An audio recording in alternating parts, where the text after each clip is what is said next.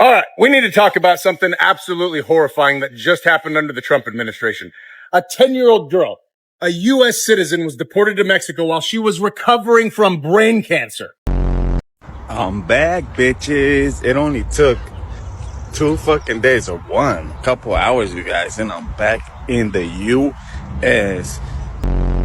Latinos are not the only immigrants that are deported from the United States. We've seen people from Estonia, Bulgaria, Romania, Pakistan, United Kingdom, Canada, Jamaica. According to the New York Times, the Trump administration is finalizing a travel ban that's even more extensive than the one from his first administration.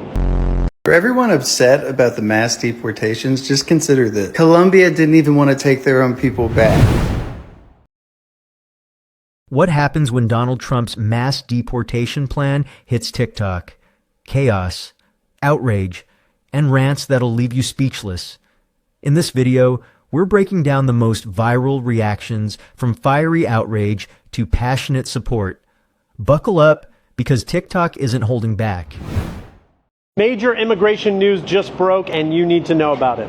According to the New York Times, the Trump administration is finalizing a travel ban that's even more extensive than the one from his first administration. According to reports, countries are going to be divided into 3 groups: red, orange, and yellow. Red will be a complete ban. The red group will include Iran, Libya, Syria, Yemen, and now possibly Afghanistan. For the orange group, there will be severe restrictions, but not a complete ban.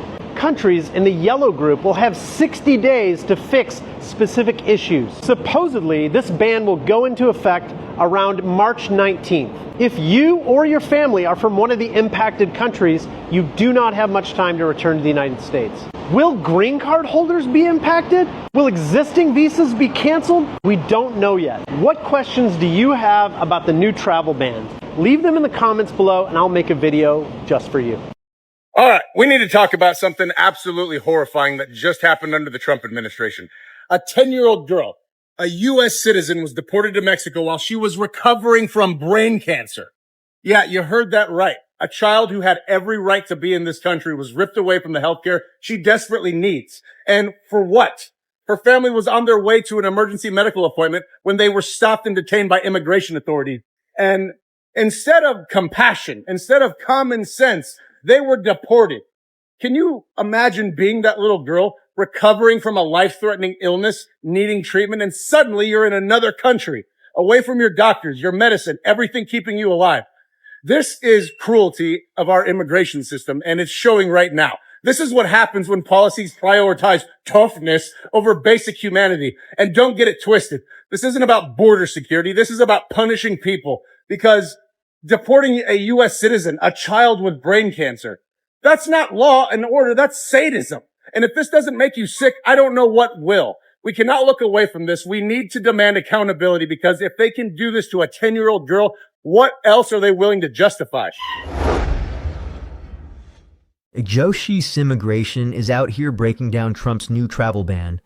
Countries are now color-coded like a traffic light, and red means stop.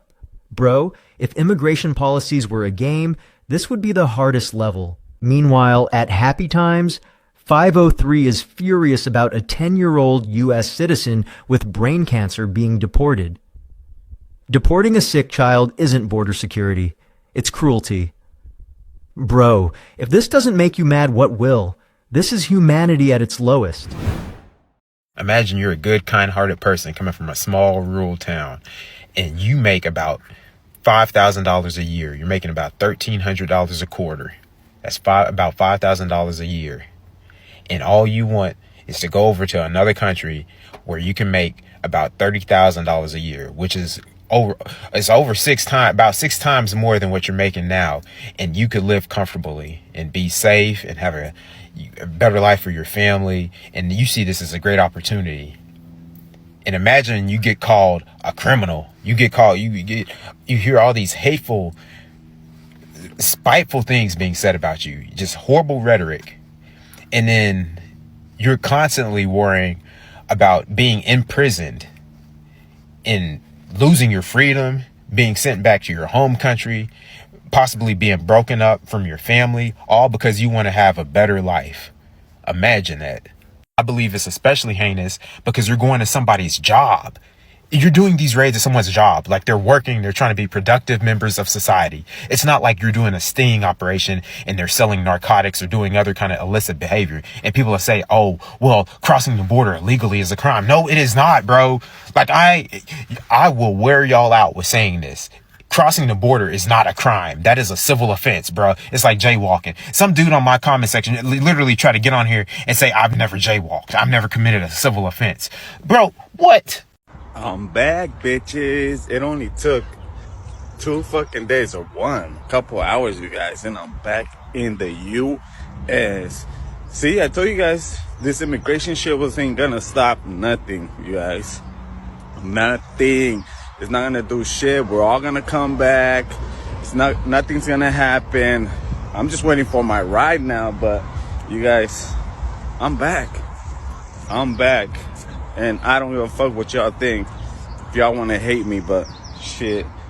I'm back in the US. I can smell the chicken nuggets, the hamburgers. I just gotta watch out for ICE around this parking lots because those motherfuckers be hiding, but we back in the motherfucking States, you guys. Y'all better not fucking report my fucking account, you motherfuckers. Cause then ICE will find me. But yeah, I'm out here chilling, you guys. I'm here waiting for my motherfucking ride. Black Dynamite just found out wanting a better life is illegal. Bro out here trying to upgrade from struggle meals to stability, and y'all calling him a villain? Meanwhile, corporations commit tax fraud daily. But sure, let's ruin Jose's dream over jaywalking laws. Meanwhile, at Roofman 2131 just treated deportation like a weekend trip. Bro got kicked out, took a lil vacay, and came back like it was a Costco run. I can smell the chicken nuggets. Sir, that is freedom you're sniffing. ICE, pack it up. He already won. Latinos are not the only immigrants that are deported from the United States. We've seen people from Estonia, Bulgaria, Romania, Pakistan, United Kingdom, Canada, Jamaica, Guyana, Trinidad, Morocco, Tunisia, and people from around the world who have been deported from the United States, either for lack of proper immigration documentation, or they've committed a crime when they had the proper immigration paperwork, or they didn't have any other type of process to allow them to legally stay in the United States. While Latinos do make up the majority of immigrants in the United States, they are not the only group of people that are being deported from the United States. For everyone upset about the mass deportations, just consider this. Colombia didn't even want to take their own people back. Trump literally had to threaten them with 25 to 50% tariffs in order for them to kick their repatriation plan. So the people who are like, America's bad for kicking out the illegal immigrants, bro, their home countries don't even want them. It's now immigration. Attorney Sam just reminded y'all, deportation isn't an exclusive club. Bro, ICE is out here passing out eviction notices like Oprah. You get deported. You get deported.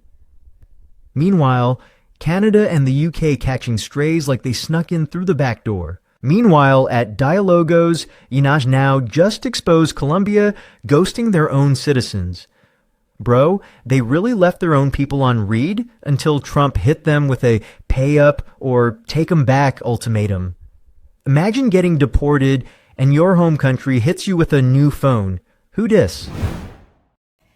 No, because tell me why I'm posting on my Instagram stories everything that's going on right now, like regarding the deportations and the ICE raids and how to inform yourself, etc., right? And then I see that my follower count is going down. I'm like, what's going on? Because first of all, I don't even post on Instagram stories. I'm actually ghost on Instagram. I don't even care about the app anymore. And then you have people just leaving, right? I mean, that's a bold move, first of all, because I know who you are and you're getting blocked. And then I'm like, do you not care about what's going on? I mean, you can't force everyone to care, right?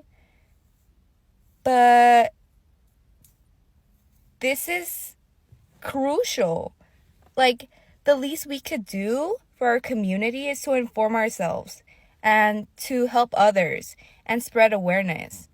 And it's very painful sometimes to see that people don't care. Like, the audacity. Like, no one wanted you here anyway, and thanks for showing yourself, your true colors. Because we only have people that want to make a difference in small ways or in big ways. And talking about on a larger scale, there's so many Latina influencers that are not doing anything or saying anything. And it's really painful. It's hurtful to see that, because you have such a large platform and you're not using that for a good cause, for a greater cause. Like, that's why people follow you, because you're influential and your voice matters. So, yeah. Thanks for hearing my rant. Hey, if you're for mass deportations, there's really only one topic you should be contributing to the conversation, and it's how do we help fill the gap right now? Because those jobs that you've been complaining the migrants have been taking, baby, they're open. About 60% of the workforce in farms, factories, construction sites, wide open. You know why they're open? Because these workers are scared. You know why most of them are scared? And it's not because they're criminals, but because they have spent every single minute of their life in this country living in fear. Really quick story. So my family and I immigrated here, and when we were little, my brother and I were playing at the Ross store, and for a quick second we couldn't find my dad. So we were rushing around looking for him, and we saw the exit door. We thought he might have been outside. So we opened the door. Little did we know that was an emergency door. So the emergency alarm started blaring.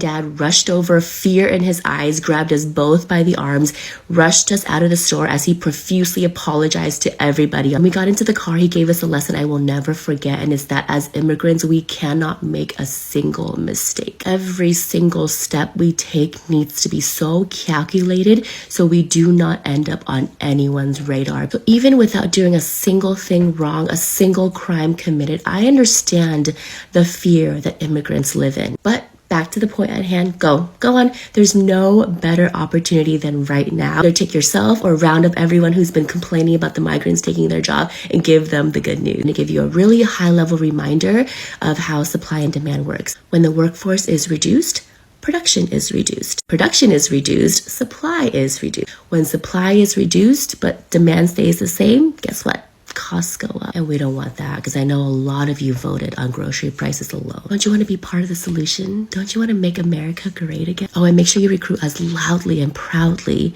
as you were when you complained about the migrants. But you're not going to do that, are you? No, because being part of the solution takes time and effort. And don't come at me about how ridiculous this sounds and how farm work is below you, because then you'd be admitting that they were never taking your jobs in the first place. You'd be admitting that you'd rather harp on the people below you, blaming them for why you're unemployed, why you're struggling, how their mere presence alone in your country is pulling you down. You'd rather do that than admit it's actually the billionaires and corporations above you. Because here's the thing, if they can keep you looking down, they can keep you from seeing the glass ceiling they're building right over your head. A Kimberly Ledesma just found out Instagram followers are allergic to activism. Sis posted about deportations, and her follower count dropped faster than my GPA in high school. Like, y'all really said human rights? Unfollow. But hey, at least she's using her platform. Unlike those influencers treating real issues like a bad Wi-Fi signal. Oops, didn't see it. Meanwhile, at Finding Gin, just offered all the "they took our jobs" people a chance to prove it. Farms, factories, construction. Wide open. But suddenly it's, not that job. Bro, you had all that energy to complain, but none to clock in. And let's be real. Y'all ain't mad at immigrants. You're mad at billionaires. But they got you too distracted blaming the wrong people. Are you fed up with the Trump system? Let us know in the comments. Smash that like button, subscribe, and ring the bell so you never miss our next deep dive. Until then, stay safe and keep fighting.